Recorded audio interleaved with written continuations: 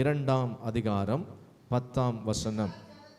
எல்லா ஜனத்துக்கும் மிகுந்த சந்தோஷத்தை உண்டாக்கும் நற்செய்தியை உங்களுக்கு அறிவிக்கிறேன். மிகுந்த சந்தோஷத்தை உண்டாக்கும் நற்செய்தியை உங்களுக்கு அறிவிக்கிறேன் என்று கர்த்தர் சொல்லியிருக்கிறார். அதை தொடர்ந்து அடுத்த வசனத்தை நாம் பார்க்கும் பொழுது, இன்று கர்த்தராகிய கிறிஸ்து என்னும் இரட்சகர் உங்களுக்கு தாவீதின் ஊரிலே பிறந்திருக்கிறார். சில காரியங்களை நான் சென்ற வாரத்தில் ஒரு முன்னுரையாக, ஒரு அவுட்லைனாக உங்களிடத்தில் நான் சொன்னேன். மீண்டுமாக அந்த காரியத்தை உங்களுக்கு நான் நினைவுபடுத்த விரும்புகிறேன். கர்த்தர் இங்கே 2வது வசனத்தில் தேவ தூதர்கள் மூலமாக சொல்லக்கூடிய காரியம் என்னவென்றால், இன்று கர்த்தராகிய கிறிஸ்து என்னும் இரட்சகர் உங்களுக்கு தாவீதின் ஊரிலே பிறந்திருக்கிறார். இந்த வசனத்தில் 3 காரியத்தை நான் உங்களுக்கு சொன்னேன். இன்று என்று சொல்லக்கூடிய அந்த வார்த்தை என்பது, நீங்கள் கடந்த காலத்தில் நீங்கள் சந்தித்த கஷ்டங்களை, உங்களுடைய கவலைகளை நீங்கள் நினைக்க வேண்டிய அவசியம் இல்லை. அதே போல் உங்களுடைய எதிர்காலத்தில் என்ன சம்பவிக்கும், எப்படி இருக்குன்ற ஒரு கலக்கமோ ஒரு சிந்தைகளோ கேள்விகளோ உங்கள் உள்ளத்தில் இருக்க வேண்டியதில்லை. கர்த்தருடைய வார்த்தை இன்று. ஹல்லேலூயா. இன்றைக்கு கர்த்தர் உங்களுக்கு என்ன சொல்றாரோ, இன்றைக்கு கர்த்தர் உங்களோடு கூட என்ன பேசுறாரோ, அந்த வார்த்தையை மாத்திரம் நீங்க முழுமையா நம்பி நீங்க கர்த்தருடைய வார்த்தையின்படி நீங்க நடங்க. மற்ற எல்லா காரியத்தையும் கர்த்தர் பார்த்து கொள்ளுவார். ஹல்லேலூயா.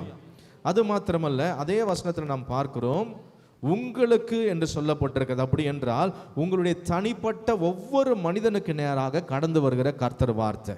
ஹல்லேலூயா. உங்களுக்கு என்று கர்த்தர் பேசுகிறார். உங்களுடைய தனிப்பட்ட வாழ்க்கைக்கு நேராக கர்த்தர் சொல்லக்கூடிய வார்த்தை தான் உங்களுக்கு. அங்கே மேய்ப்பர்கள் பொதுவாக சொல்லிட்டு போல, உங்களுக்கு தாவீதின் ஊரிலே பிறந்திருக்கிறார். ஹல்லேலூயா. இப்போ கர்த்தருடைய வசனத்தில் இருக்கிற ஒவ்வொரு வார்த்தைகளும், ஒவ்வொரு எழுத்துக்களும், அந்த எழுத்துடைய ஒவ்வொரு உறுப்புகளிலும் கர்த்தருடைய ஆழமான ரகசியங்களை தேவன் வைத்திருக்கிறார். உங்களுக்கென்று சொல்லும் பொழுது ஒரு தனிப்பட்ட மனிதனை அல்லது ஒரு குடும்பத்தை, ஒரு குழுவை நிறுத்தி வைத்து அவர்களுக்கு நேராக சொல்லக்கூடிய தேவனுடைய வார்த்தையா இருக்கிறது.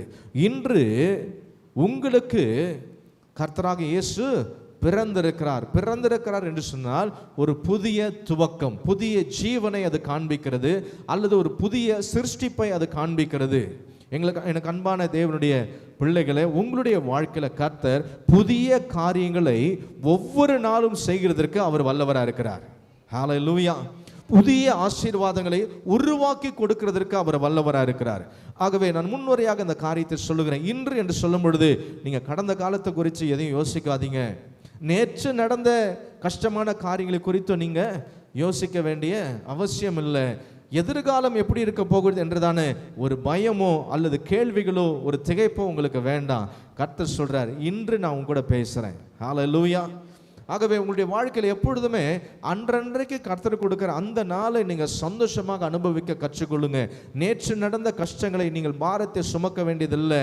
அதே போல் அடுத்து நாளைக்கு என்ன நடக்க போகுதுன்றதை நீங்கள் கவலைப்பட வேண்டிய அவசியம் இல்லை. உங்களை கர்த்தர் நடத்துகிறார் என்று சொன்னால் அவருடைய கரங்களில் உங்களுடைய நாட்கள் இருக்கிறது என்பதை மறந்து போகாதீங்க. ஹல்லேலூயா. காகத்தையும் காட்டில் இருக்கிற புஷ்பங்களையும் கர்த்தர் பாதுகாத்து நடத்துகிறார் என்றால் அவைகளை பார்க்கலும் நீங்கள் விசேஷித்தவர்கள் அல்லவா? ஹல்லேலூயா. அதையே கர்த்தர் மறக்கலன்னா உங்களை கர்த்தர் மறந்து விடுவாரா? உங்களுக்கு உங்க வாழ்க்கையில் இருக்கிற அக்கறையை காட்டிலும் உங்களை உருவாக்கினவருக்கு உங்க வாழ்க்கையில் மேல் இருக்கிற அக்கறை மிக அதிகம் என்பதை மறந்து போகாதீங்க. ஹல்லேலூயா. உங்களுடைய எதிர்காலம் எப்படின்னு உங்களுக்கு தெரியாது. ஆனால் உங்களுடைய எதிர்காலத்தை எல்லாவற்றையும் திட்டம் பண்ணி வைத்திருக்கிற கர்த்தர் உங்களுடைய நல்ல தகப்பனா இருக்கிறார். ஹல்லேலூயா. ஆகவே நீங்கள் எதை குறித்தும் எதிர்காலங்களை குறித்து நீங்கள் பயப்பட வேண்டிய அவசியம் இல்லை. 2024 எப்படி இருக்க போகிறது? இனிமேல் வர்ற நியூஸ்லாம் அப்படி தான் வரும். எப்படி இருக்க போகிறது? ஹெட்லைன்ஸ் போடுவான் பேப்பரில், அப்போ தான் பேப்பரை வாங்குவோம். யூடியூப்பில் வரும் 2024 நடக்க போட அதிர்ச்சி சம்பவம். உள்ளே திறந்தால் ஒன்றுமே இருக்காது. அவனுக்கு வியூஸ் வேணுன்றதுக்காக இந்த மாதிரி போராடி போட்டு ஒவ்வொருத்தர்கிட்ட இருந்து லைக்ஸ் வாங்க. நம்பால் வேக வேகமாக அதிர்ச்சியாக தற்போது வந்த செய்தியா என்னன்னு தெரியலையே, அங்கே உள்ளே போனால் ஒன்றுமே இருக்காது. அவன் பாட்டுக்கு சாதாரணமாக ஏதாவது கதையை சொல்லிட்டு போயிட்டு உங்ககிட்ட இருந்து வியூஸை வாங்கி அவன் சம்பாரிச்சுக்கிட்டு போவான். ஆனால் நான் சொல்கிறேன், 2024 கர்த்தருடைய பிள்ளைகளுக்கு எப்பொழுதுமே ஆசீர்வாதமான ஆண்டு தான். ஹல்லேலூயா. உலகத்தின் முடிவு பரியந்தம் சகல நாட்களிலும் நான் உங்களோட கூட இருக்கிறேன் என்று சொன்ன கர்த்தர் 2023 இருக்கிறாரு, 2024 இருப்பார். அவர் வர்ற வரைக்கும், நாம உயிரோடு கூட இருக்கிற வரைக்கும் அவர் கூடயே தான் இருப்பார். அவர் கூட இருக்கிற எல்லா நாளுமே, எல்லா வருடங்களுமே ஆசீர்வாதமான வருடங்கள், எல்லா வருடமே சந்தோஷமான வருடங்கள், சமாதானமான வருடங்கள். ஹல்லேலூயா. கர்த்தருடைய பிள்ளைகள் ராசி பலனை பார்க்க கூடாது. நீங்கள் அப்படி பார்க்கிறவர்கள் அல்ல என்று நான் விசுவாசிக்கிறேன். ஹல்லேலூயா. ஆமாம், சிலர் இன்னைக்கு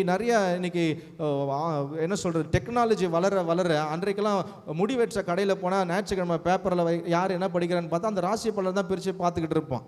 அந்த நண்டு படம் போட்டிருக்கோம், மானு படம் போட்டிருக்கோம், அதெல்லாம் வச்சு படிச்சுக்கிட்டு இருப்பாங்க. இன்றைக்கி அதெல்லாம் டெக்னாலஜி மாறி என்ன ஆயிடுச்சுன்னா, இப்போது ஆப்பே வந்துருக்குது, நிறைய ஆப் வந்துருக்குது. நிறைய அந்த சோஷியல் மீடியாலெல்லாம் எதையாவது ஒன்று செலக்ட் பண்ணு, உன்னுடைய வாழ்க்கை எப்படி நான் சொல்கிறேன், இதை ஜனங்க செலக்ட் பண்ணி எடுத்து அதில் கிடைக்கிற ரிசல்ட்டை பாரு கரெக்டாக பொருந்துதுன்னு சொல்லி அதை பப்ளிக்கில் போஸ்ட் பண்ணிக்கிட்டு இருக்கிறாங்க. தயவு செய்து சொல்கிறேன், நாம் ராசிகளை பார்க்கிறவர்கள் அல்ல. ராசிகளை, நாட்களை, நேரங்களை பார்த்தால் நாம் மீண்டுமாக பழைய வாழ்க்கைக்குள்ள போகிறோம், ரட்சிப்பை இழந்து போகிறோம் என்ற அர்த்தம். அதுதான் பைபிள் சொல்லுது. தெளிவாய் புரிந்து கொள்ளுங்க. நாள் பார்க்கிறவர்கள், நேரம் பார்க்கிறவர்கள் கர்த்தருக்கு அருவருப்பானவர்கள், கர்த்தரால் வெறுக்கப்படுகிற ஜனங்கள். அல்லேலூயா. இயேசு கிறிஸ்துவின் ரத்தத்தினால கழுவப்பட்ட பிறகு தேவன் நமக்கு எல்லா நேரத்தையும் எல்லா நாட்களையும் ஆசீர்வாதமாக தான் வைத்திருக்கிறார். ஆண்டவரை அறியாத பொழுது நீங்கள் செய்தீங்கன்னா அது கர்த்தர், நீங்கள் ஏற்றுக்கொள்ளும் பொழுது, நீங்கள் மனம் திரும்பும் பொழுது கர்த்தர் அதை மன்னிப்பார். நீங்கள் ஆண்டவராக இயேசு கிறிஸ்துவை ஏற்றுக்கொண்டு சத்தியத்தின்படி நீங்கள் முழுகி ஞானஸ்தானம் எடுத்து நீங்கள் வாழும் பொழுது நீங்கள் நாளையும் நேரத்தையும் ஜோஷியத்தையும் குறி சொல்லுகிறதையும் மாந்திரிகத்தையும் இப்படிப்பட்ட காரியத்தில் நம்முடைய சிந்தை போகும் என்றால் அது நமக்கு 100க்கு 100 சாபத்தை கொண்டு வரும். வாழ்க்கையை வீணாக்கிடும். சரீரத்தில் பல விதமான வியாதிகளை கொண்டு வந்து போடும். மரணத்துக்கு ஏதுவான வியாதிகள் வரும். இதை பேசணும்னு வரல, கர்த்தர் ஏன் இந்த பாயிண்ட் எல்லாம் கொடுக்கிறாருன்னு எனக்கு தெரியல. ஒருவேளை இங்க இருக்கிற யாராகளுக்குள்ளாகும் அப்படிப்பட்ட எண்ணங்கள் இருக்கும் என்றால், அல்லது உங்களை யாராவது அப்படி தவறான வழியில நடத்த முற்படுவார்கள் என்றால் ஜாக்கிரதையா இருந்து மனம் திரும்புங்க. அப்படிப்பட்ட வழிகளில போனீங்கன்னா அது உங்களுக்கும் உங்க வாழ்க்கைக்கும் உங்க குடும்பத்துக்கு சாபத்தீடாக அது மாறும். அல்லேலூயா. சவுல் மிகப்பெரிய ராஜா, சாமுவேலால் அபிஷேகம் பண்ணப்பட்டவன். ஆனால் கடைசி நாளில் கர்த்தருடைய ஆவியானவர் அவனை விட்டு விலகினபடினாலே, அவனுக்கு என்ன நடக்க போதும் தெரியாம மிகுந்து பயந்து கலங்கினபடினாலே, என்ன நடக்குன்றதுக்காக ஒரு குறி சொல்லுகிற பெண்ணிடத்துல போனா அதுக்கு மறுநாள் அவனுடைய வாழ்க்கையை முடிந்து போனது. அல்லேலூயா. நான் புரிந்து கொள்ளுங்க, கர்த்தரால் அபிஷேகம் பண்ணப்பட்டவர்களுக்கு அப்படிப்பட்ட எண்ணம் வராது. யாருக்கு அப்படிப்பட்ட எண்ணம் வரும்னா, யாரை விட்டு பரிசுத்த ஆவியானவர் விலகி இருக்கிறாரோ அவர்களுக்கு தான் கிளி மேலே ஞாபகம் வரும், எலி மேலே ஞாபகம் வரும், அந்த மாதிரிலாம் வரும். பரிசுத்த ஆவியானவர் உள்ளே இருக்கும் பொழுது எனக்கு இருக்கிறது இதில் இருக்குது. ஹல்லேலூயா. நான் முழங்கால் போடிட்டா என் இருதயத்தை கர்த்தர் பார்க்கிறாரு. எனக்கு குறித்திருக்கிறதே அவர் நிறைவேற்றுவார். ஹல்லேலூயா. நான் எதுக்கு இன்னொரு மனுஷங்கிட்ட போய் நின்றுட்டு இருக்கணும்? ஹல்லேலூயா. அங்கெல்லாம் போய் கையை நீட்டினீங்க, போய் உக்காந்தீங்கன்னா அங்கே இருக்கிற மொத்த சாபமும், அங்கே இருக்கிற எல்லா விதமான பிசாசின் கிரியைகள் உங்கள் வாழ்க்கையை நாசமாக்கி போட்டுரும். கர்த்தருடைய நாமத்தினால் சொல்கிறேன், ஒருவேளை இது தீர்க்க தரிசன வார்த்தையாக உங்களுக்கு நேராக கடந்து வரலாம். ஏதோ கர்த்தர் யாருக்காகவோ பேசுகிறார் என்பதை நாவியில் உணர்கிறேன். நீங்கள் அதை ஏற்றுக்கொண்டு அதற்கு நீங்கள் கீழ்ப்படிந்து உங்கள் வாழ்க்கையை நீங்கள் பாதுகாத்துக் கொள்ள முடியாது. கர்த்தருடைய நாமத்தினாலே உங்களை அன்பாய் கேட்டுக்கொள்கிறேன். இங்கே சொல்லப்பட்ட வார்த்தை மிகுந்த சந்தோஷத்தை உண்டாக்கும் நற்செய்தி. கர்த்தருடைய நாமத்தினால் சொல்றேன், இந்த மாதத்தில் கர்த்தர் உங்களுக்கு மிகுந்த சந்தோஷத்தை உண்டாக்கும் நற்செய்திகளை அனுப்புகிற மாதம். ஹல்லேலூயா. எதனால மிகுந்த சந்தோஷம் கர்த்தர் கொடுப்பார் என்று வேதத்திலிருந்து சில காரியங்களை நாம் தியானிக்கலாம். 1 நாளாகமத்தின் புஸ்தகம் 29ஆம் அதிகாரம் 22ஆம் வசனத்தை வாசிப்போம். அவர்கள் அன்றைய தினம் மிகுந்த சந்தோஷத்தோட கர்த்தருக்கு முன்பாக போஜனமானம் பண்ணி தாவீதின் குமாரனாகி சாலமோனை 2ஆம் விசை ராஜாவாக்கி கர்த்தருக்கு முன்பாக அவனை அதிபதியாகவும் சாதோக்கை ஆசாரியனாகவும் அபிஷேகம் பண்ணினார்கள் என்று சொல்லப்பட்டிருக்கிறது. இங்கே ஜனங்கள் மிகுந்த சந்தோஷம் அடைந்தார்கள் என்று அந்த வசனத்தில் நாம் வாசிக்கிறோம். எதனால மிகுந்த சந்தோஷம் என்று சொன்னால், அங்கே கர்த்தருக்கான பலிகளை செலுத்துகிறார்கள். அங்கே 2ஆம் விசை தாவீதின் குமாரனாகிய சாலமோனை ராஜாவாக அபிஷேகம் பண்றாங்க. ஒரு ஒரு என்ன சொல்றது, ஒரு ஒரு சிங்காசனத்தில் அமர வைக்கிறதான ஒரு மிகப்பெரிய ஒரு ஒரு ஒரு நிகழ்ச்சி அங்கே நடக்கிறது. ஒரு ராஜரீகதான அந்த ஸ்தானத்தை ஜனங்கள் அங்கே சாலமோனுக்கு கொடுக்கிறார்கள். இது எதை காண்பிக்கிறது? உயர்வை காண்பிக்கிறது. ஹல்லேலூயா. உயர்வினாலே மிகுந்த சந்தோஷம் அங்க ஜனங்களுக்கு உண்டாகிறது. கர்த்தருடைய நாமத்தினால சொல்றேன், இந்த மாதத்துல கர்த்தர் உங்களுக்கு உயர்வை கொடுக்கிற மாதம். உயர்வை கொடுத்து உங்களை மிகுந்த சந்தோஷத்துக்குள்ள கர்த்தர் நடத்துவார். உங்க குடும்பத்தில் கர்த்தர் உங்களை உயர்த்துவார். உங்களுடைய உறவினர்கள் மத்தியில கர்த்தர் உயர்த்துவார். நீங்க வசிக்கிற இடத்துல கர்த்தர் உங்களை உயர்த்தி நிறுத்துவார். நீங்க வேலை செய்கிற இடத்துல, நீங்க வியாபாரம் செய்கிற இடத்துல, நீங்கள் தொழில் செய்கிற இடங்களில் கர்த்தர் உயர்த்தி உங்களுக்கு மிகுந்த சந்தோஷத்தை கொடுக்கிற மாதமாய் இது இருக்க போகிறது. ஹல்லேலூயா. 29ஆம் அதிகாரம் 1ஆம் வசனம் என்ன சொல்லுகிறது? பின்பு தாவீது ராஜா சபையார் எல்லாரையும் நோக்கி, தேவன் தெரிந்து கொண்ட என் குமாரனாகிய சாலமோன்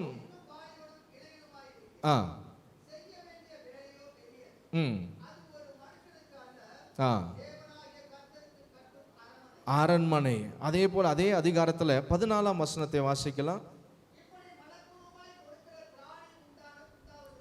இப்படி மனப்பூர்வமாய் கொடுக்கும் திராணி உண்டாவதற்கு நான் எம்மாத்திரம், என் ஜனங்கள் எம்மாத்திரம், எல்லாம் உம்மால் உண்டானது, உமது கரத்தில் வாங்கி உமக்கு கொடுத்தோம் என்று தாவீது ராஜா சொல்லுகிறதை பார்க்கிறோம். பாருங்க, தாவீது கர்த்தருக்கு கொடுக்கிறதுல மனப்பூர்வமாய் உற்சாகமாய் இருந்தபடினாலே தாவீதினுடைய சந்ததி சிங்காசனத்தில் கர்த்தர் அமர வச்சாரு. நீங்க கர்த்தருக்கு கொடுக்கிறபடினால கர்த்தர் உங்களை மட்டும் ஆசீர்வதிக்கிறவர் கிடையாது, உங்க சந்ததிகளை உயர்வில் கர்த்தர் கொண்டு போய் ஆசீர்வதிக்கிறவர். ஹல்லேலூயா. நீங்கள் கர்த்தருடைய ராஜ்யத்துக்காக விதைக்கிற எதுவா இருந்தாலும், கர்த்தருக்காக கொடுக்கிற எதுவா இருந்தாலும், கர்த்தர் தம்முடைய கணக்கில் அதை வைத்து உங்களுடைய சந்ததிகளை கர்த்தர் ஆசீர்வதிக்கிறவர். சாலமோன் ஆண்டவருக்கு அந்த நேரத்தில் எதையும் கொடுக்கல பாருங்க. ஆனால் தாவீது கர்த்தருக்காக செய்தது அநேகம். அதன் நிமித்தமாக 2ஆம் விசை சாலமோனை ராஜாவாக அபிஷேகம் பண்ணினார்கள் என்று பார்க்கிறோம். எனக்கு அன்பான கர்த்தருடைய பிள்ளைகளே, கர்த்தருக்கு நீங்க கொடுக்கறதுனால உங்களுடைய சந்ததிகளுக்கு ஆசீர்வாதம் வரும். ஹல்லேலூயா. உங்களுடைய சந்ததிகள் உயர்த்தப்படுவாங்க. நீங்கள் எதெல்லாம் கர்த்தருக்கு செய்கிறீங்களோ அதையெல்லாம் கணக்கில் வைத்து உங்களோடு கூட அந்த ஆசீர்வாதத்தை கர்த்தர் முடிக்கிறவர் அல்ல, உங்கள் சந்ததிகளாய் கர்த்தர் உங்களை ஆசீர்வதிக்கிறவர். ஆமென். ஹல்லேலூயா. ஆகவே கர்த்தருக்கு கொடுக்கிற காரியத்தில் நீங்கள் மனப்பூர்வமாய் உற்சாகமாய் நீங்கள் செய்யும் பொழுது அதையெல்லாம் கர்த்தர் தம்முடைய கணக்கில் வைத்து உங்கள் சந்ததிகளை பிளஸ் பண்ணுற தேவனாக இருக்கிறாரு. உங்கள் சந்ததிகளை கர்த்தர் உயர்ந்த ஸ்தானங்களில் கொண்டு போவார். பூமியின் உயர்ந்த ஸ்தானங்களிலே ஏறி இருக்கிற பண்ணுவர். அதே போல 2வது ஒரு காரியத்தை நாம் வாசிக்கலாம். முதலாவது நான் சொன்ன காரியம் உயர்வின் நிமித்தமாக மிகுந்த சந்தோஷம். 2வது லூக்கா எழுதின சுவிசேஷம் 24ஆம் அதிகாரம் 52ஆம் வசனத்தை நாம் வாசிக்கலாம். அவர்கள் அவரை பணிந்து கொண்டு மிகுந்த சந்தோஷத்தோட எருசலேமுக்கு திரும்பி வந்து, இங்க பார்க்கிற அவர்கள் அவரை பணிந்து கொண்டு மிகுந்த சந்தோஷத்தோட எருசலேமுக்கு திரும்பி வந்து, எங்கே அவரை பணிந்து கொண்டார்கள்? 51ஆம் வசனத்தை வாசிப்போம். அவர்களை ஆசீர்வதிக்கையில் அவர்களை விட்டு பிரிந்து பரலோகத்துக்கு எடுத்துக்கொள்ளப்பட்டார். இயேசு கிறிஸ்து உயிர்த்தெழுந்த பிறகு இந்த பூமியில இருந்து அவர் பரலோகத்திற்கு எடுத்துக்கொள்ளப்படும் பொழுது அங்கே அவர் அழைத்த ஜனங்கள் அங்கே இருந்து அவரோடு கூட இருந்து அவரை அண்ணார்ந்து பார்க்கிறார்கள். கர்த்தரோடு கூட இருந்த ஜனங்கள் கர்த்தரை நோக்கி பார்த்த பொழுது, கர்த்தர் எடுத்துக்கொள்ளப்படும் பொழுது அவர்களை மனதார ஆசீர்வதிக்கிறதை நாம் பார்க்கிறோம். அவர்களை ஆசீர்வதிக்கையில் என்று சொல்லி அங்கே போடப்பட்டிருக்கிறது. ஹல்லேலூயா, ஹல்லேலூயா. ஆசீர்வதித்த பிறகு அவர்கள் என்ன பண்றாங்க? அவர்கள் அவரை பணிந்து கொண்டு மிகுந்த சந்தோஷத்தோடு எருசலேமுக்கு திரும்பினார்கள். ஆசீர்வதிக்கும் பொழுது சந்தோஷம் இல்லை, ஆனால் அவரை பணிந்து கொண்ட பிறகுதான் அங்கே எழுதப்பட்டிருக்கிறது மிகுந்த சந்தோஷம். கர்த்தரை தொழுது கொள்ளுகிற உங்களுக்கு கர்த்தர் மிகுந்த சந்தோஷத்தை கொடுக்கிற ஆண்டவர். ஹல்லேலூயா.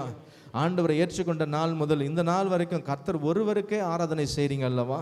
நீங்கள் முழு மனதோடு கூட கர்த்தரை ஆராதிக்கிறீங்க அல்லவா?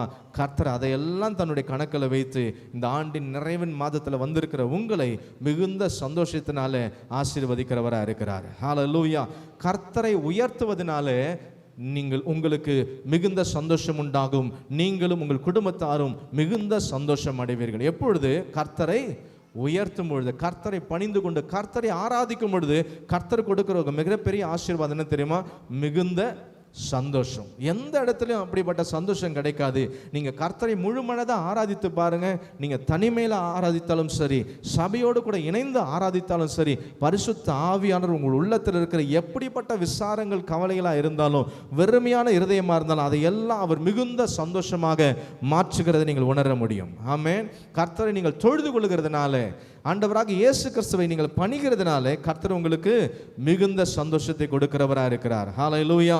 இங்க இருக்கிறவங்க எத்தனை பேர் சொல்ல முடியும், நான் என் ஆண்டவராக இயேசு கிறிஸ்துவை பணிந்து கொள்ளுகிறவன்? நிச்சயமா கர்த்தர் உங்களுக்கு மிகுந்த சந்தோஷத்தை கொடுப்பார். அங்க யார் பணிந்து கொண்டார்களோ அவர்கள் கவலைகளோடு திரும்ப வரல, அவர்கள் துக்கத்தோடு திரும்பி வரல. வேதம் தெளிவாய் சொல்லுகிறது, அவர்கள் அவரை பணிந்து கொண்டு மிகுந்த சந்தோஷத்தோடு எருசலேமுக்கு திரும்பி வந்தார்கள். மூன்றாவது ஒரு காரியத்தை சொல்றேன். நெகேமியாவின் புஸ்தகம் 8ஆம் அதிகாரம் 12ஆம் வசனம்.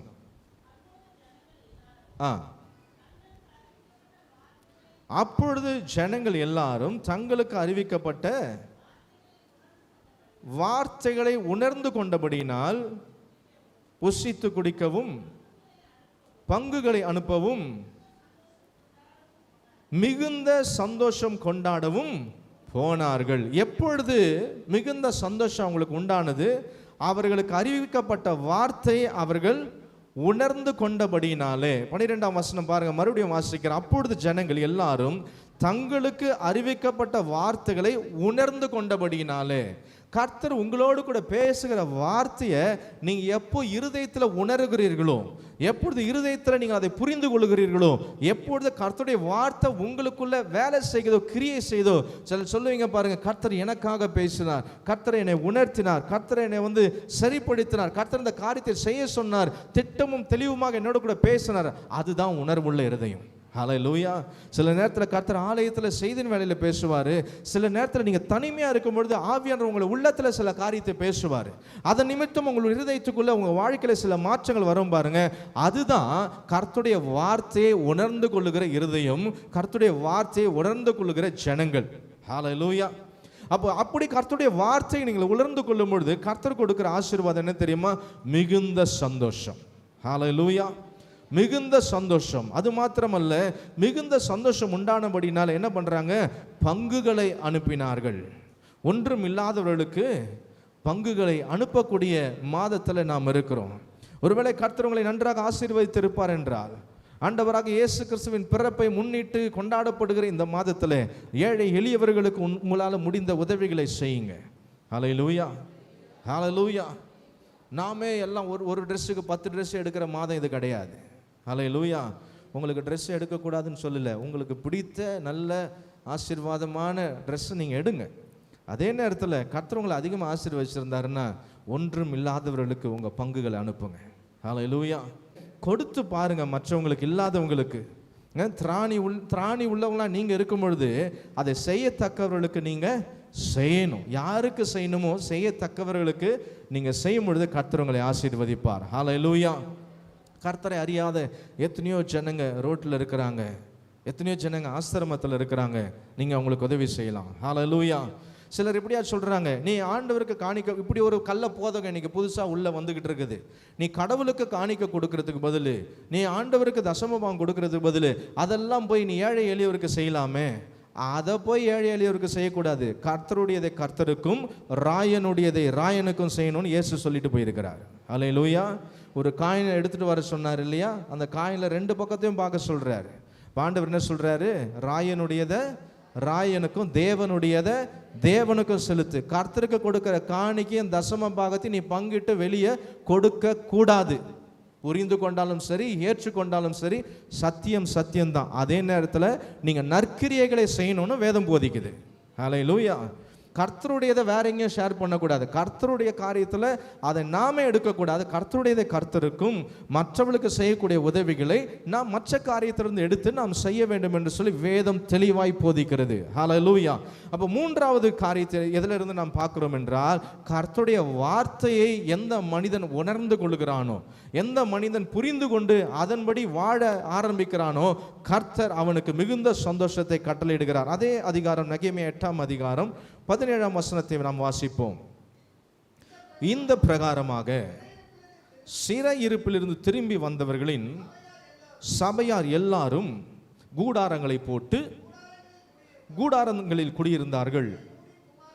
இப்படியே நூனின் குமாரனாகிய யோசுவாவின் நாட்கள் முதல் அந்நாள் மட்டும் இஸ்ரவேல் புத்திரர் செய்யாதிருந்து இப்பொழுது செய்தபடியால் மிகுந்த சந்தோஷம் உண்டாயிருந்தது. சிறையிருப்பிலிருந்து வந்து சொந்த வீட்டில் குடியிருக்கிறாங்க, சொந்த கூடாரத்தை போட்டு நிம்மதியாக வாழ்கிறாங்க. கர்த்தர் உங்களுக்கு இந்த மாதத்தில் உங்களுடைய எந்த சிறையிருப்பாக இருந்தாலும் கர்த்தர் அதிலிருந்து விடுவித்து உங்கள் சொந்த வாழ்க்கையை உங்கள் விருப்பம் போல சந்தோஷமாக வாழ்கிறதுக்கான வழிகளை திறக்கிற மாதமாக இருக்க போகுது. விசுவாசிக்கிறீங்களா?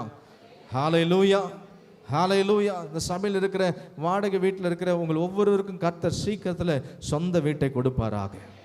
ஹல்லேலூயா. ஜெபிங்க, அது தவறு ஒன்றும் கிடையாது. அதையே நினச்சி கவலைப்பட்டு கண்ணீர் விட்டுக்கிட்டு இருந்தால் தான் பிரச்சனை. கர்த்தர் எனக்கு தருவார், என் தேவனால் கூட நினச்சி விரும்பி ஆண்டவரத்தில் கேளுங்க, கர்த்தர் நிச்சயம் அதை வாய்க்க செய்ய வல்லவராக இருக்கிறார். அதில் ஒரு பாயிண்ட் ஆட் பண்ணி சொல்கிறேன். சபைக்கு அருகாமையிலே உங்களுக்கு வீடு தரணும்னு கேளுங்க. ஹல்லேலூயா. ஆசரிப்பு கூடாரத்தை சுற்றி ஜனங்கள் கூடாரம் போட்டு வாழ்ந்தாங்க. ஆமென். அதே போல் தேவனுடைய ஆலயத்தை பக்கத்தில் சுற்றி இருக்கணும்னு கேளுங்க, அது கர்த்தருடைய இருதயத்துக்கு ஏற்றதாக இருக்கும். ஆமென். தேவனுடைய ராஜ்யத்தை, தேவனுடைய ஆலயத்தை முன்னிட்டு ஒரு காரியத்தை நாம் கேட்கும் பொழுது கர்த்தர் அதை கூர்ந்து கவனிக்கிறவராக இருக்கிறார். ஆகவே இந்த நாளில் மூணாவது காரியம், நீங்கள் கர்த்தருடைய வார்த்தையை உணர்ந்து கொள்ளுகிறபடினாலே கர்த்தர் உங்களுக்கு மிகுந்த சந்தோஷத்தை கொடுக்கிறார். எப்படி? சிறை இருப்பிலிருந்து கர்த்தர் உங்களை விடுவித்து சொந்த இடங்களில் நீங்கள் சந்தோஷமாய் வாழும்படியான காரியங்களை கர்த்தர் உருவாக்கி தரக்கூடிய காலம் இது. ஹல்லேலூயா. அடுத்த காரியம், நான்காவது ஒரு காரியத்தை நான் உங்களுக்கு சொல்ல விரும்புகிறேன். அப்போஸ்தலர்களுடைய நடபடிகள் 8ஆம் அதிகாரம் 7-8 வசனங்களை நாம் வாசிப்போம். அநேகரில் இருந்த அசுத்த ஆவிகள் மிகுந்த சத்தத்தோடு கூப்பிட்டு அவர்களை விட்டு புறப்பட்டது. அநேக திமிர்வாதக்காரரும் சப்பானிகளும் குணமாக்கப்பட்டார்கள். அந்த பட்டணத்திலே மிகுந்த சந்தோஷம் உண்டாயிற்று. சொல்லலாமா? நான்காவது, விடுதலையினாலும் அற்புதங்களினாலும் கர்த்தர் உங்களுக்கு மிகுந்த சந்தோஷத்தை கொடுக்கிறவராக இருக்கிறார். இந்த வசனத்தில் பார்க்கிறோம் பாருங்க, 7ஆம் வசனத்தில், அநேகரிலிருந்து அசுத்த ஆவிகள் மிகுந்த சத்தத்தோடு கூப்பிட்டு அவர்களை விட்டு புறப்பட்டது. பிசாசின் பிடியிலிருந்து விடுதலை. அதற்கடுத்ததாக அநேக திமிர்வாதக்காரர்களும் சப்பானிகளும் குணமடைந்தார்கள். ஹீலிங் அங்கே நடக்கிறது, சுகம் உண்டாகிறது. இந்த மாதத்தில் கர்த்தர் பிசாசின் பிடிகளில் இருக்கிற குடும்பங்களை, பிசாசின் ஆதிக்கத்தில் இருக்கிறதான சரீரங்களை, வியாதியின் பிடியில் இருக்கிற சரீரங்களிலிருந்து கர்த்தர் அற்புத சுகத்தையும் அற்புத விடுதலையும் கர்த்தர் கொடுத்து மிகுந்த சந்தோஷத்தை உங்களுக்கும் உங்களுடைய வீட்டிலும் கர்த்தர் கொடுக்க போகிறார். ஹல்லேலூயா. பாருங்க, அங்க பிசாசின் பிடியிலிருந்து ஜனங்க விடுவிக்கப்பட்டபடினாலே, அந்த பட்டணத்தில் இருந்த ஜனங்களுடைய சரீரத்தில் இந்த வியாதிகள் குணமானபடினாலே சந்தோஷம் எங்க உண்டாயிற்று? அந்த பட்டணத்தில் மிகுந்த சந்தோஷம் உண்டாயிற்று. ஹல்லேலூயா. உங்க குடும்பத்தில், உங்களுடைய வாழ்க்கையில், உங்க வீட்டில் கர்த்தர் மிகுந்த சந்தோஷத்தை கொடுக்க இந்த மாதத்தை கர்த்தர் குறித்திருக்கிறார் என்று சொல்லி கர்த்தருடைய ஊழியனாய் நான் விசுவாசிக்கிறேன். ஹல்லேலூயா. பக்கத்துல உங்க கரத்தை பிடிச்சி சொல்லுங்க, உங்க வீட்டில், உங்க வாழ்க்கையில், உங்க குடும்பத்தில் மிகுந்த சந்தோஷம் உண்டாகும். அந்த பட்டணத்தில் மிகுந்த சந்தோஷம் உண்டாயிற்று என்று சொன்னபடியாக உங்க வீட்டில் மிகுந்த சந்தோஷம் உண்டாயிற்று என்ற செய்திகளை நீங்க கேட்பீங்க. ஹல்லேலூயா. கர்த்தர் கொடுக்கிற விடுதலையினால, கர்த்தர் கொடுக்கிறதான அற்புத சுகங்களினாலே கர்த்தர் உங்களுக்கு மிகுந்த சந்தோஷத்தை கொடுப்பார். ஒருவேளை இங்கே ஊழியம் செய்கிறவங்க இருப்பீங்கன்னா, நீங்கள் ஊழியம் செய்கிற இடத்துல நீங்கள் ஜெபிக்கும் பொழுது, கர்த்தருடைய வார்த்தையை சொல்லும் பொழுது பிசாசுகள் அலறி ஓடும். நீங்கள் ஜெபிக்கும் பொழுது மற்றவர்கள் சரீரத்திற்கு வியாதி சுகமாகும். ஹல்லேலூயா. உங்கள் வீட்டில் ஒருத்தருக்கு உடம்பு சரியில்லையா, சுகவீனமாக இருக்கிறாங்களா, நல்லா இருக்கிற நீங்கள் அவங்களுக்காக ஜெபிங்க. அவங்க மேலே உங்கள் கரத்தை வைத்து கர்த்தருடைய நாமத்தை சொல்லி அதிகாரத்தோடு கூட ஜெபிங்க. கர்த்தருடைய வசனத்தை சொல்லி ஜெபிங்க. உங்கள் ஜெபத்தின் நிமித்தமாக நீங்கள் யாருக்கு ஜெபிக்கிறீர்களோ கர்த்தர் அவர்கள் சரீரத்தில் தெய்வீக சுகத்தை கொடுக்க வல்லவராக இருக்கிறார். ஹல்லேலூயா. கர்த்தர் விசுவாசத்தை கனம் பண்ணுகிறவராக இருக்கிறாரு. அந்த நேரத்தில் உங்களுக்காக யாரோ ஒருவர் வர வேண்டிய அவசியம் இல்லை. நீங்க பரிசுத்த ஆவியானவரின் நிறைவினால நிரம்பி அபிஷேகத்தில் கர்த்தர் கொடுத்திருக்கிற அதிகாரத்தை, கர்த்தர் கொடுத்திருக்கிற வார்த்தையை பயன்படுத்தி ஜெபிங்க. கர்த்தர் உங்களுக்கு எல்லாவற்றின் மேலும் அதிகாரம் கொடுத்திருக்கிறாரு. பிசாசின் வல்லமையின் மேல கர்த்தர் உங்களுக்கு அதிகாரம் கொடுத்திருக்கிறாரு. வியாதிகளின் மேல கர்த்தர் உங்களுக்கு அதிகாரம் கொடுத்திருக்கிறாரு. ஹல்லேலூயா. நீங்க ஜெபிப்பீங்கன்னா உங்கள் நாவில சொல்லப்படுகிற அந்த அறிக்கையின்படியாக கர்த்தர் உங்களுக்கு அற்புதத்தை செய்ய வல்லவராக இருக்கிறார்.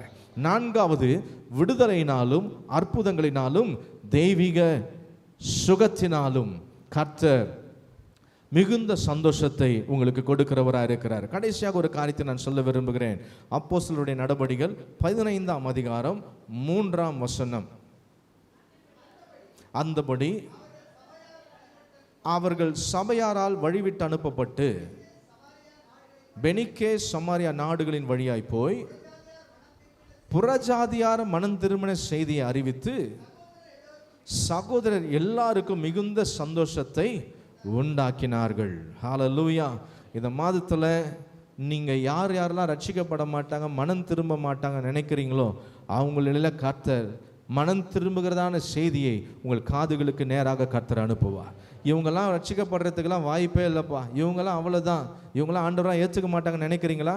கர்த்தர் அவங்கள ரட்சித்து உங்களுக்கு மிகுந்த சந்தோஷத்தை உண்டாக்குவார். ஹல்லேலூயா. உங்கள் சொந்தக்காரில் இருக்கலாம், உங்கள் குடும்பத்தில் இருக்கலாம், உங்கள் நண்பர்கள் இருக்கலாம், அல்லது நீங்கள் நினைக்கிற யாராக இருந்தாலும் சரி, கர்த்தர் இந்த மாதத்தில் அவர்கள் மனம் திரும்பும்படியாக நீங்கள் யாருக்காகவே ஜெபித்து கொண்டிருக்கலாம். ஆண்டவரே இவர்களை ரட்சிங்கன்னு சொல்லி உங்கள் நண்பர்களுக்காக ஜெபிக்கலாம், உங்கள் உறவுகளுக்காக ஜெபிக்கலாம். கர்த்தர் நிச்சயமாகவே அவர்கள் மனம் திரும்புகிறதான செய்தியை நீங்கள் கேட்டு மிகுந்த சந்தோஷம் உண்டாக செய்வார். ஹல்லேலூயா. லூக்கா எழுதின சுவிசேஷம் 15ஆம் அதிகாரம் 7ஆம் வசனத்தை வாசிப்போம். அதுபோல மனம் திரும்ப அவசியமில்லாத 99 நீதிமான்களை குறித்து சந்தோஷம் உண்டாகுகிறதை பார்க்கிலும் மனம் திரும்புகிற ஒரே பாவி நிமித்தம் பரலோகத்தில் மிகுந்த சந்தோஷம் உண்டாயிருக்கும் என்று உங்களுக்கு சொல்லுகிறேன். ஹல்லேலூயா. ஹல்லேலூயா. பூமியில மாத்திரம் உங்களுக்கு மாத்திரம் உங்க வீட்டில் மாத்திரம் மிகுந்த சந்தோஷம் அல்ல. இந்த மாசத்துல ஜனங்கள் ரட்சிக்கப்படுறதுனால மறுபடியும் மனம் திரும்பி கர்த்தருடைய வழிகளில் வருகிறபடினால, மறுபடியும் அந்த பரிசுத்த பாதையில் வந்து நிலை நிற்கிறபடினால, தங்களுடைய தவறான பழக்கங்களை கெட்ட கர்த்தருக்கு பிரியமில்லாத வழிகளை விட்டு கர்த்தருடைய வழிகளில் மறுபடியும் வருகிறபடினாலே பரலோகத்தில் சந்தோஷம் உண்டாகும் என்று கர்த்தர் சொல்லியிருக்கிறார். ஹல்லேலூயா. ஒருவன் பாவியா இருந்தும் அவன் ஆண்டவராக இயேசு கிறிஸ்துவை ஏற்றுக்கொள்வதற்கு தன்னை விட்டு கொடுக்கும் பொழுது, தன்னை அர்ப்பணிக்கும் பொழுது, என் ஆண்டவராக இயேசு கிறிஸ்து ஒருவர்தான் என்னுடைய இரட்சகர், அவர்தான் எனக்காக வந்தவர், எனக்காக மரித்தவர், எனக்காக உயிர்த்தவர், மறுபடியும் எனக்காக வரப்போகிறவர் என்று, அவர்தான் மெய்யான தெய்வம் என்று சொல்லி யார் ஒருவர் உள்ளத்தில் விசுவாசித்து வாயினால் அறிக்கை செய்கிறார்களோ அவர்கள் நிமித்தம் பரலோகத்தில் சந்தோஷம் இல்லை, மிகுந்த சந்தோஷம் உண்டாகுமா. ஹல்லேலூயா. அப்போ உங்கள் ஊழியத்து நிமித்தமாக நீங்கள் மற்றவர்களுக்கு ஆண்டவரை குறித்து சொல்லி யாராகிலும் ஒரு ஆத்துமா ரட்சிக்கப்பட்டாலும் பரலோகத்தில் அப்போ அங்கே இருக்கிற தேவதூதெல்லாம் கேட்பாங்கல்ல, அங்கே இருக்க என்ன இங்கே மிகுந்த சந்தோஷம், யாரும் ரட்சிக்கப்பட்டிருக்கிறாங்களா பூமியில்? ஆமாம், நாங்கள் சொல்லப்படும். யார்? இவங்க ரட்சிக்கப்பட்டிருக்கிறாங்க. எப்படி ரட்சிக்கப்பட்டாங்க? அப்போஸ்தல வல்லமை சபையில் இருக்கிறதான இந்த சகோதரி அவங்களுக்கு சுவிசேஷத்தை சொன்னதுனால இயேசுவை ஏற்றுக்கொண்டாங்க. அப்போஸ்தல வல்லமை சபையில் இருக்கிற இந்த சகோதரர் சுவிசேஷத்தை அறிவித்தபடினால அந்த குடும்பம் ரட்சிக்கப்பட்டிருக்கிறது. அவங்க பேரை எழுதுன்னு ஆண்டவர் சொல்லுவார். உங்கள் கிரியைகளுக்கு ஏற்ற பலன் நிச்சயம் உண்டு. நற்கிரியைகளுக்கே பலன் இருக்கும் என்றால் பரலோகத்தை சந்தோஷப்படுத்தக்கூடிய ஒரு வேலை இந்த பூமியில் ஒருத்தர் செய்தால் அதற்கு அதிகமான பலன் இருக்குது என்பதை நீங்கள் மறந்து போகக்கூடாது. இப்போ இந்த வருடம் நிறைவேற்க வந்திருக்கிறோம். 12 மாதங்களிலும் கர்த்தர் நம்மை சகல நன்மைகளினாலே ஆசீர்வாதங்களினாலே நம்மை கர்த்தர் ஆசீர்வதித்து வந்திருக்கிறார். நம்ம கேட்ட நன்மைகளையும் கேளாத ஆசீர்வாதங்களை கர்த்தர் தந்திருக்கிறார். உங்கள் நிமித்தம் எத்தனை ஆத்துமா ரட்சிக்கப்பட்டிருக்கிறாங்க? உங்கள் நிமித்தம் இந்த வருஷத்தில் பரலோகத்தில் மிகுந்த சந்தோஷம் உண்டாயிருக்கா? ஆனால் கர்த்தர் உங்களை இந்த வருஷம் முழுவதுமாக இது வரைக்கும் எத்தனையோ காரியங்களை உங்களை சந்தோஷப்படுத்தியிருக்கிறார் இல்லையா? உங்கள் துக்கத்தை கர்த்தர் சந்தோஷமாக மாற்றிருக்கிறார் அல்லவா? நீங்கள் கவலைப்பட்ட நேரத்தில், வியாதியில் படுத்த நேரத்தில், அடுத்து என்னால் ஏதாவது முடியுமான்னு திகைத்த நேரங்களில், எனக்கு உதவி செய்ய யாரும் இல்லை நேரத்துலலாம் கர்த்தர் உங்களுக்கு நன்மை செய்து உங்களை எவ்வளோ சந்தோஷப்படுத்தியிருக்கிறார், உங்களை சந்தோஷமாக வாழ வச்சிருக்கிறார். நீங்கள் அதற்கு பிரதிபலனாக பரலோகத்தில் மிகுந்த சந்தோஷம் உண்டாக எதையாகலும் செய்திருக்கிறீங்களா? எத்தனையோ மனிதர்களை சந்தோஷப்படுத்த நீங்கள் காரியங்களை செய்திருக்கலாம். உங்கள் குடும்பத்தில் இருக்கிறவங்களை சந்தோஷப்படுத்துறதுக்கு எத்தனையோ காரியங்களை செய்திருக்கலாம். உங்கள் நண்பர்களை சந்தோஷப்படுத்துவதற்கு எத்தனையோ காரியங்களை நீங்கள் செய்திருக்கலாம். இதெல்லாம் கணக்கில் வராது பரலோகத்தில். ஆனால் பரலோகம் மிகுந்த சந்தோஷம் அடையணும்னா உங்கள் நிமித்தம் யாராகிலும் ரட்சிக்கப்பட வேண்டும். இந்த வருஷத்தில் எத்தனை பேர் எத்தனை ஆத்துமாக்களை சபைக்கு நடத்தி இருக்கிறீங்க, கொண்டு வந்திருக்கிறீங்க? உங்கள் மூலமாக எத்தனை பேர் ரட்சிக்கப்பட்டிருக்கிறாங்க? யோசித்து பாருங்க, எண்ணில்லாத நன்மைகளை கர்த்தர் இந்த ஆண்டிலே செய்திருக்கிறார். இந்த ஆண்டு விட்டுருவோம், நீங்கள் ரட்சிக்கப்பட்டு எத்தனை வருஷம் ஆச்சு? இந்த ஆலயத்துக்கு வந்து எத்தனை வருஷம் ஆச்சு? உங்கள் நிமித்தம் எத்தனை குடும்பம் சபைக்கு வந்திருக்குது? உங்கள் நிமித்தம் ஒரு ஆத்துமா இந்த சபையில் வந்திருக்கிறாங்களா? ஒரு குடும்பம் ரட்சிக்கப்பட்டிருக்கிறாங்களா? யோசித்து பாருங்கள். ஊழியம் செய்கிறவர்களுக்காக நான் தாழ்மையாக சொல்கிறேன், முதலாவது உங்கள் அன்பை மற்றவர்களுக்கு காண்பீங்க. முதலாவது உங்கள் அன்பை காண்பீங்க. உங்களுக்கு கடினமான வார்த்தைகள் அது அவங்கள வந்து கர்த்தருக்கு நேராக நடத்தாது. இயேசு கிறிஸ்து முதல்ல தன்னுடைய அன்பை தான் சொன்னாரே தவிர எடுத்தோன்னு ஒருத்தங்கிட்ட போய் மனம் திரும்புன்னு சொல்லி அவனை போட்டு நெருக்கலை. கர்த்தர் அநேகருக்கு உதவிகளை செய்தார், அநேகர்களுக்கு நன்மை செய்தார். அதே நேரத்தில் மனம் திரும்புகள், பரலோக ராஜ்யம் சமீபமாக இருக்குது என்று பிரசங்கித்தார். கர்த்தருடைய மனம் திரும்புதலின் பிரசங்கத்தை பார்க்கிறோம். இயேசு கிறிஸ்துடைய நன்மைகளுக்கான காரியம் தான் வேதத்தில் அநேகம் இடம் பெற்றிருக்குது. ஹல்லேலூயா. உங்களுடைய கிறிஸ்துவின் அன்பு உங்கள் மூலமாக வெளிப்பட்டதுன்னா உங்களுக்கு நேராக உங்கள் மூலமாக கர்த்தருக்கு நேராக ஜனங்கள் இழுக்கப்படுவார்கள். ஹல்லேலூயா, ஹல்லேலூயா. நம்ம எப்பொழுதுமே யோவான் ஸ்நானகனை போல இருக்க முடியாது. விரியன் பாம்பு குட்டிகளே அப்படின்னு அவ்வளோதான். இப்போ இருக்கிறத வந்து கொட்டிட்டு போயிடும். ஆமாம், அன்னைக்காவது அவங்களாம் வந்து கீழ்ப்படிந்து ஞானஸ்தானம் எடுத்தாங்க. யாரை பார்த்து? என்ன பார்த்தா பாம்புன்ற, வா நான் கொத்துறேன்னு வந்துடுவான். அதனால் ரொம்ப ஜாக்கிரதையாக உங்களுடைய அன்பை, கிறிஸ்துவின் அன்பை வெளிப்படுத்துங்க. பரலோகத்திலிருந்து தேவன் தம்முடைய உன்னதமான ஸ்தானத்தை, மகா மேன்மையான ஸ்தானத்தை நமக்காக துறந்து தாழ்மையின் கோலத்தை எடுத்து வந்து தன்னுடைய அன்பை வெளிப்படுத்தினார். ஸ்தானம் முக்கியம் இல்லை, பெருமை முக்கியம் இல்லை, பேரு முக்கியம் இல்லை. கிறிஸ்துவின் அன்பு உங்களிடத்திலிருந்து வெளியே வருதா, அதை தான் பரலோகம் பார்க்குது. உங்கள் அன்பின் நிமித்தம் மாத்திரம்தான் ஒரு மனுஷன் கிறிஸ்துவுக்கு நேராக திருப்பப்படவே முடியும். முதலாவது கிறிஸ்துவை மற்றவர்களுக்கு காண்பீங்க. அது எப்படி கிறிஸ்துவை காட்ட முடியும்? அவருக்குள்ளே இருந்த அன்பு உங்களுக்குள்ளே இருந்து வெளிப்பட வேண்டும். ஆமென். 5 காரியத்தை பார்த்தோம் இல்லையா? எதனால் மிகுந்த சந்தோஷத்தை கர்த்தர் கொடுக்கிறார்? உயர்வின் நிமித்தமாக கர்த்தர் உங்களுக்கு மிகுந்த சந்தோஷத்தை கொடுக்கிறார். கர்த்தரை நீங்கள் உயர்த்துகிறதுனால, தொழுது கொள்கிறதுனால கர்த்தர் உங்களுக்கு மிகுந்த சந்தோஷத்தை கொடுக்கிறார். கர்த்தருடைய வார்த்தை உணர்ந்து கொள்கிறதுனால சிறையிருப்பிலிருந்து விடுவித்து உங்கள் சொந்த இடங்களில் கர்த்தர் குடியிருக்க செய்து உங்களுக்கு மிகுந்த சந்தோஷத்தை கொடுக்கிறார். 4வதாக தெய்வீக விடுதலையினாலே, தெய்வீக சுகத்தினாலே கர்த்தர் உங்களுக்கு மிகுந்த சந்தோஷத்தை கொடுக்கிறார். 5வது ஜனங்கள் மனம் திரும்புகிறபடினாலே, ரட்சிப்படைகிறபடினாலே உங்களுக்கு மாத்திரம் சந்தோஷம் அல்ல, பரலோகத்திலும் மிகுந்த சந்தோஷம் உண்டாயிருக்கிறது. ஹல்லேலூயா, ஹல்லேலூயா. ஆகவே யோசித்து பாருங்க, என் நிமித்தம் நான் பரலோகத்தை சந்தோஷப்படுத்திருக்கிறேன்னா? அப்படி இல்லைன்னா உங்களுக்கு இன்னும் இந்த மாத்திர சில நாட்கள் இருக்கிறது, இன்னும் சில நாட்கள் இருக்கிறது. நீங்கள் ஜெபித்து எத்தனையோ பேர் ரட்சிக்கப்படாமல் கர்த்தருடைய அன்புக்காக இயங்குகிற எத்தனையோ ஜனங்கள் உண்டு. இங்கே இருக்கிற ஒரு சில விசுவாசிகள் மூலமாக சிலர் ஆலயத்துக்கு வராங்க. புதிய ஆத்துமாக்களை நீங்கள் அழைச்சிட்டு வரீங்க. உங்களுக்காக நான் கர்த்தரை ஸ்தோத்தரிக்கிறேன். கர்த்தர் அவங்களுக்கு செய்கிற ஒவ்வொரு நன்மைகளுக்குமான அந்த கிரெடிட் உங்களுடைய பெயரில் எழுதப்படும் என்பதை மறந்து போகாதீங்க. கர்த்தருக்காக இன்னும் ஊழியம் செய்யுங்க. கடைசி காலத்தில் நாம் இருக்கோம். நீங்கள் பரலோகத்தில், நாம் பரலோகத்தில் போய் நிற்கும் பொழுது நம்மால் ரட்சிக்கப்பட்ட ஆத்துமாக்களை கர்த்தர் நமக்கு மத்தியில் கொண்டு வந்து காண்பிக்கணும். இல்லைன்னா கர்த்தருக்கு முன்பாக வெறும் கையா எப்படி போய் நிற்கிறது? ஆண்டவர் இங்கே கொடுத்த ஆசீர்வாதங்கள்லாம் பூமியில தான் விட்டுட்டு போக போகிறோம். நம்ம சரீரத்தை கூட நம்ம பரலோகத்துக்கு கொட்டிட்டு போகிறதில்ல. நம்ம பரலோகத்துக்கு எடுத்து போகக்கூடிய ஒரே ஒரு காரியம் என்னன்னா, முதலாவது நம்முடைய ஆத்துமா, 2வது நம்மால் ரட்சிக்கப்பட்ட மற்ற ஆத்துமா தான் பரலோகத்துக்கு வரும். ஹல்லேலூயா. கண்களை மூடுவோமா? நாம் ஜெபிப்போம்.